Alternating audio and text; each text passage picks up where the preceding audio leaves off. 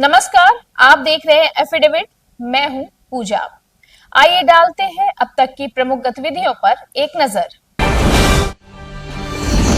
Shri Parshvanath Digambar Jain society के तत्वावधान में श्री 1008 भगवान महावीर जन कल्याण महोत्सव का हुआ आयोजन। निकाली गई शोभा यात्रा में शामिल रहे महिला और पुरुष श्रद्धालु। आर्यनगर स्थित जैन मंदिर का इतिहास स्वयं में अलग है और यहाँ जैन संप्रदाय के 5 पुरोधाओं द्वारा मंदिर का निर्माण 18वीं सदी में कराया गया। कई बार हो चुका है इस मंदिर का जीर्णोद्धार। केंद्र सरकार द्वारा केंद्रीय कर्मचारियों को महंगाई भत्ता दिए जाने के बाद अब राज्य सरकार ने भी राज्य कर्मचारियों को दिया है महंगाई भत्ते का तोहफा। पूर्वी उत्तर प्रदेश में देर रात से ही गरज चमक और तेज हवाओं तथा आंधी के बीच कई स्थानों पर बिजली गिरने की है सूचना। सुबह 10 बजे तक 16 मिलीमीटर हुई बारिश। किसी जनधन के नुकसान की नहीं है सूचना। और अब गतिविधियां विस्तार से। श्री 1008 भगवान महावीर जन कल्याण महोत्सव का भव्य आयोजन श्री पार्श्वनाथ दिगंबर जैन सोसाइटी के तत्वावधान में जैन मंदिर आर्यनगर द्वारा शोभा यात्रा के रूप में निकाली गई। यात्रा में गाजे बाजे के साथ बड़ी संख्या में जैन समुदाय के महिला और पुरुष श्रद्धालु शामिल रहे। शोभा यात्रा से पूर्व भगवान महावीर की मूर्ति का पूरे विधि विधान से पूजा अर्चना की गई। महिलाओं ने धार्मिक मंत्रोच्चार कर भगवान महावीर के जयकारे लगाए और लोक मंगल की कामना की। शोभा यात्रा में भाजपा क्षेत्रीय अध्यक्ष सहजानंद राय, महानगर अध्यक्ष देवेश श्रीवास्तव सहित बड़ी संख्या में भगवान महावीर के अनुयायी शामिल रहे। सोसाइटी के अध्यक्ष पुष्पदन जैन ने एफिडेविट से बातचीत करते हुए कहा कि भगवान महावीर ने सत्य, अहिंसा, त्याग, साधना और मानवता को जन जन तक पहुंचाने का कार्य किया। उनके बताए हुए मार्ग पर चलना हम सभी का कर्तव्य है। 2624वां भगवान महावीर जन कल्याणक महोत्सव हम सब बड़े धूमधाम से मनाने जा रहे हैं। श्री पार्श्वनाथ दिगंबर जैन मंदिर से आर्यनगर से यह शोभा यात्रा निकली है और आर्यनगर, बच्चीपुर, भद्रसिंह चौराहा, गोलघर होते हुए भगवान महावीर मार्ग होते हुए पुनः मंदिर पर वापस आएगी और उसके बाद भगवान का 108 रजत का अभिषेक होगा, भोज होगा, आरती होगी, पालना होगा और हमारी तमाम सैकड़ों महिलाएं, पुरुष और हमारे अभी मुख्य अतिथि भारतीय जनता पार्टी के क्षेत्रीय अध्यक्ष श्री सहजानंद राय के द्वारा अभी रथ खींच करके जुलूस का शुभारंभ किया गया है। 165 वर्षों से अधिक समय से विविध इतिहास को सहेजे और समेटे हुए जैन मंदिर आज भी अपनी गरिमा के अनुरूप स्थापित है। हालांकि जैन धर्म के अनुयायियों द्वारा समय समय पर इसका जीर्णोद्धार कई बार कराया गया, लेकिन आर्यनगर स्थित इस जैन मंदिर का इतिहास स्वयं में अलग है और यहाँ जैन संप्रदाय के 5 पुरोधाओं द्वारा मंदिर का निर्माण 18वीं सदी में कराया गया था। आज भी यहाँ की मूर्तियां अपने इतिहास को बयां कर रही हैं। मंदिर के पुजारी श्रेष्ठ चंद्र जैन ने एफिडेविट संवाददाता से बातचीत में बताया कि योग साधना गृह में जैन मुनि तप करने के लिए यहाँ आते थे। यहाँ महीनों तक वे योग तप किया करते थे। उन्होंने बताया कि इस मंदिर का जिक्र अलग अलग विद्वानों द्वारा इतिहास में किया गया है।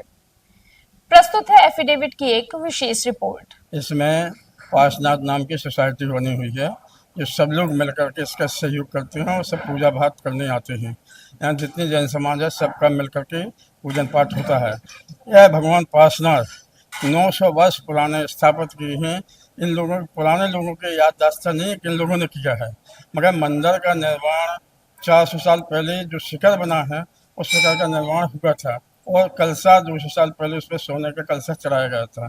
और इसमें दिगंबर, सीतांबर, तीराबंदी सब जैन लोग आते हैं, भगवान की भक्ति करते हैं, पूजा करते हैं। यहाँ पर 5 वेदियाँ हैं, 5 वेदियों में अलग अलग भगवान विराजमान हैं और सबकी पूजन सब लोग अब मिलकर करते हैं। ये आज जो जुलूस निकाल रहे हैं हम लोग, यह महावीर भगवान का जन्म उत्सव का जुलूस है। इस दिन भगवान महावीर का जन्म हुआ था, ईसा पूर्व 500 साल पहले हुआ था। तो ये भगवान का जन्म उत्सव हम लोग खुशी खुशी से सब लोग मिलकर, जैन समाज मिलकर के और अन्य लोगों को भी मिला के सहयोग करते हैं और इसका जुलूस निकालते हैं। यह बहुत प्राचीन प्रथा से चला जा रहा है भगवान का जन्म उत्सव मनाना। और इसमें प्रधान चिंता यह है कि इसके नीचे छत जो है लकड़ियों की पटरियों से बनी हुई है, और जब आप छत के नीचे देखो तो ऐसे लगता है जैसे लोहे के पटरे लगे हों। बहुत मजबूत स्थायी छत है इसका। ये 2 मंजिल है, तीसरी मंजिल नीचे है, ऊपर वाला मंजिल ऊपर है। तो ये बहुत प्राचीन मंदिर है, बहुत समय से दर्शन पूजन चल रहा है। और आज हम लोग सब लोग मिलकर महावीर जयंती पर्व मना रहे हैं। भगवान महावीर हम लोगों के जैन धर्म के प्रवर्तक हैं और आज उनका जन्म उत्सव है, तो हम लोग जन्म उत्सव आज उनका धूमधाम से मना रहे हैं। हम लोगों की पूजा विधि में अष्टद्रव्य की थालियां लगती हैं, जिसमें कि चावल, बादाम, लौंग और चंदन और गरी, ये सब चीजें लग के हमारी अष्टद्रव्य की थालियां लगती है, जिससे कि हम पूजा पूर्ण करते हैं हमारे जैन विधि। केंद्र सरकार द्वारा केंद्रीय कर्मचारियों को महंगाई भत्ता दिए जाने के बाद अब राज्य सरकार ने भी राज्य कर्मचारियों को बड़ा तोहफा दिया है। राज्य कर्मचारियों के महंगाई भत्ते में 2% वृद्धि की स्वीकृति राज्य सरकार ने भी दे दी है। योगी सरकार के इस फैसले से प्रदेश के 16 लाख राज्य कर्मियों को लाभ मिलेगा।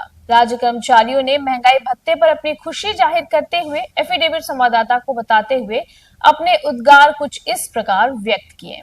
2% महंगाई भत्ते पर हम कहना चाहते हैं कि माननीय मुख्यमंत्री जी इतना तो किए कि समय से दिए, यानी कब जब केंद्र को मिला तभी रात से दे रहे हैं। यही मतलब मुख्यमंत्री जी की इसके लिए बधाई कि समय से उन्होंने लागू किया। लेकिन हम चाहते हैं कि हमारी वर्षों से जो सहमत लंबत मांगे हैं पूरे राज कर्मचारी को, वो भी दें, क्योंकि आपने कहा भी है कि हमारी सरकार कर्मचारियों के प्रति हमदर्द है, अहम कर्मचारियों के लिए काम करेंगे। 2% महंगाई भत्ता उनके मुंह में जीरा। हालांकि आप मीडिया लोगों के जरिए या आम जनता के जरिए अगर उस चीज़ को सुना जाए तो कर्मचारियों की बल्ले बल्ले कही जाती है। हमारा मीडिया से भी एक शिकायत है कि मीडिया जो होता है वो समाज का आईना होता है। उसके लिए सरकार, उसके लिए कर्मचारी, उसके लिए जन सामान्य सभी एक जैसे होते हैं। मीडिया का काम होता है सच्चाई को उजागर करना। अभी कुछ दिन पहले आपने देखा होगा, छापा भी था आप लोगों ने, कि सारे सांसद मिलकर के अपना वेतन 24% बढ़ाया। ये तो एक तरह से कहिए कि उसको हमें जीता मिला है, मगर चलिए ठीक, हम लोग इसी में संतोष करेंगे। आगे भी सरकार से उम्मीद के लगाए रखे हैं कि अगर ये 3% होता है या 4% हो जाता है, जिसकी पिछली बार दिया गया था, तो बहुत अच्छा होता है। क्योंकि इन्होंने अपने सांसदों और विधायकों को 24% दे दिया। हाँ, जबकि वो तो कुछ नहीं करते। जबकि सरकारी कर्मचारी, चाहे वो कोविड काल हो, चाहे वो चुनाव कार्यक्रम हो, हर जगह सरकारी कर्मचारी को ही लगाया जाता है। हर जगह वो अपने तन मन धन से एकदम न्यौछावर रहता है, और कभी भी सरकार का कोई काम होता है सरकारी कर्मचारी काम करता है। प्राइवेट एजेंसियाँ इसमें काम नहीं करती हैं। तो मैं यही सरकार से उम्मीद लगाऊंगा, योगी जी से, मोदी जी से, कि हमारी जो भी मांगे हैं उसको पूरी करें। हाल ही में अब मैं आपको बताना चाहूँगा कि माध्यमिक शिक्षा परिषद क्षेत्रीय कार्यालय गोरखपुर का मैं अध्यक्ष हूँ कार्यालय में, और हमारे यहाँ सबसे बड़ी समस्या है कि कार्यालय में रहने लायक निवास नहीं है, ना कार्यालय के कोई ज़मीन नहीं है इस पर कर्मचारी हम लोग काम कर सकें। हमने कई बार सरकार को प्रत्यावेदन दिया, शासन को प्रत्यावेदन दिया है, मगर इस पर कोई विचार नहीं हो पा रहा है। मैं सरकार से यही आशा करता हूँ कि हम कर्मचारियों के लिए एक भवन निर्माण कराया जाए कार्यालय के लिए, और उनको भी एक आवास मिले, जिससे कर्मचारी अपने वेतन से जो किराए मकान में जो किराया लगा रहा है उससे वो अपना परिवार चला सके।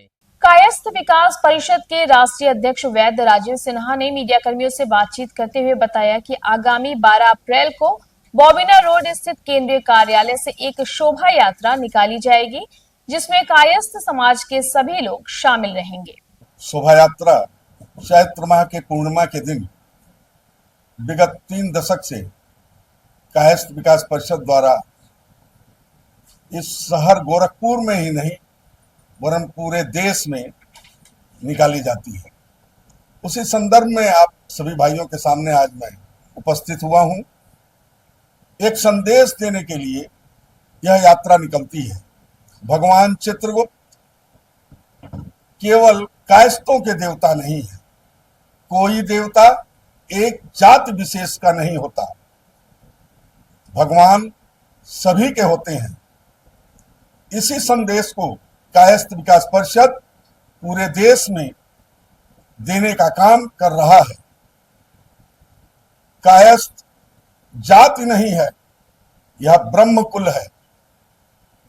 हम वेद कर्मों को करने और कराने के लिए इस मृत्युलोक में आए हैं। यही संदेश हर घर में चित्रगुप्त भगवान की स्थापना हो, इसी को लेकर के हम लोग यह कार्य करते हैं। पूर्वी उत्तर प्रदेश में देर रात से ही गरज चमक के साथ तेज हवाओं और आंधी के बीच कई स्थानों पर बिजली भी गिरी और तेज वर्षा होने की भी सूचनाएं हैं। जिला आपदा विभाग से मिली जानकारी के अनुसार रात 2 बजे से सुबह 8 बजे तक 16 मिलीमीटर बारिश का रिकॉर्ड की गई। कहीं से भी किसी जनधन और पशुधन की हानि की कोई सूचना नहीं है। हालांकि जंगल कौड़िया के गाय घाट में बिजली गिरने से एक ग्रामीण के घर में दरार आने की खबर मिली है। आपदा कार्यालय से मिली जानकारी के अनुसार राज्य आपदा मोचन निधि से क्षति की भरपाई के लिए सहायता राशि उपलब्ध कराई जाएगी। हालांकि गेहूं की खड़ी फसल को नुकसान होने की संभावना को नकारा नहीं जा सकता। कल रात्रि 2 बजे के लगभग से मौसम में परिवर्तन हुआ है और तेज हवाएं चल रही हैं, आंधी तूफान भी रहा है और लगातार बारिश भी हो रही है। आज सुबह 8:30 बजे तक का जो रेनफॉल का फिगर था वो 16 मिलीमीटर रेनफॉल गोरखपुर में दर्ज किया गया है। इसके अलावा अभी लगातार जो जनपद में ऑटोमेटिक वेदर स्टेशन लगे हैं और ऑटोमेटिक रेन गॉज जो लगे हुए हैं वो सबका पूरा एक सर्वे किया जा रहा है और अभी तक मोटी मोटा अगर देखा जाए तो सुबह से लेकर अभी तक 4.5 मिलीमीटर से 5 मिलीमीटर तक और रेनफॉल हो चुका है और रेनफॉल हर जगहों पे हो रहा है। इसके दृष्टिगत सभी जगहों पे अलर्ट भी किया गया है। सभी तहसीलों में समस्त लेखपाल जो हैं फील्ड में हैं और कहीं पर भी किसी प्रकार की कोई अभी तक जनहानि की या पशुहानि की कोई सूचना प्राप्त नहीं हुई है। फसलों की क्षति की कुछ सूचनाएं हैं लेकिन उसका भी सही रूप से आकलन किया जा रहा है। जैसा भी रहेगा उसके अनुसार उस पर कार्रवाई की जाएगी, लेकिन टीम पूरी लगातार फील्ड में बनी हुई है। एक गायघाट क्षेत्र में एक प्रभुनाथ जी के मकान के पास बिजली गिरी है जिसकी वजह से उनका आंशिक रूप से मकान क्षतिग्रस्त हुआ है, जिसका सर्वे कर लिया गया है और जो भी राज्य आपदा मोचक निधि गाइडलाइन के अंतर्गत उन्हें सहायता अनुमन्य होगी वो सहायता उन्हें उपलब्ध कराई जाएगी। आगामी 12 अप्रैल को श्री सालासर हनुमान जन्मोत्सव कार्यक्रम का आयोजन लालडिग्गी स्थित हनुमान गढ़ी पर किया जा रहा है। इसी क्रम में 11 अप्रैल को शाम 5 बजे संगीतबद्ध सुंदरकांड का पाठ और 12 अप्रैल को एक शोभा यात्रा बैंड बाजे और भजन के साथ निकाली जाएगी। इस बात की जानकारी अनूप अग्रहरी ने मीडिया कर्मियों को दी है। श्री सालासर हनुमान जन्मोत्सव का 46वां वार्षिक उत्सव समारोह इस बार किया जा रहा है।